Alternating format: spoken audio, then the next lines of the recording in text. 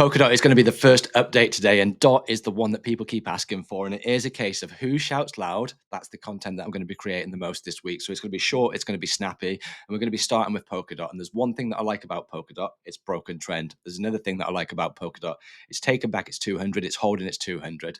And the final thing that I like about Polkadot, before we really get into the analysis of structure support, structure resistance, support zones, resistance zones, before we get into all of that fun stuff, we need to talk about one thing: the impending golden cross. Okay, I'm Keith. This is the Crypto Bullseye channel, and Polkadot is trading $4.38. So it is positive that we've managed to do this. You can see that one thing happened here. We got a breach. We got a rejection. We got pushed back into trend. Why did we get pushed back into trend? Because that was the previous lower high. We've come back. We've tested the previous lower high. We've actually breached it before we got pushed back into trend.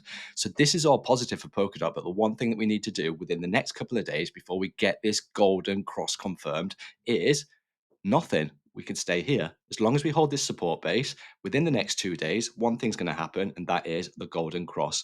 What is the golden cross? It's this yellow line here. When that crosses above the 200, that's the 50. When it crosses above the 200, that's the golden cross. If price is above that at the time when it happens, that shows significant strength, and that will act as support during the course of the bull rally.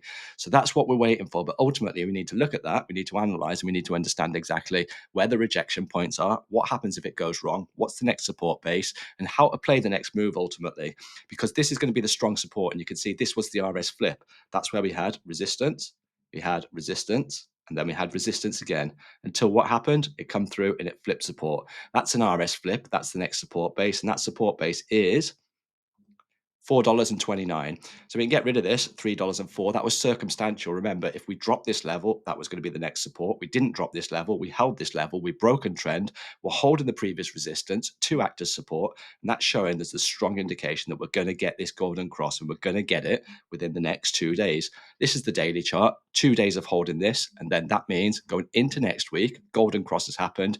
We might come back and test it as support, but expect these things to hold support going forward. So that's Polkadot in the short term. You've got your resistance up here, $4.98. Once we break through this previous lower high, once you break through there, $4.98, $5.45, and $6.28 before we really start getting to acceleration points. We're not there yet. I'm going to play this as it is in front of me, guys, because ultimately we don't know how long this rally is going to be. You need to play what the market gives you, take what the market gives you, and then make sure you've got that exit plan to take profits along the way by scaling out. That's what I'm doing.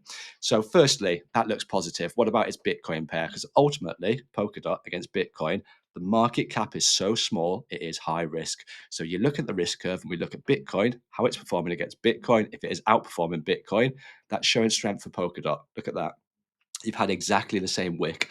So we're taking out this lower high, taking out this lower high, taken out this lower high.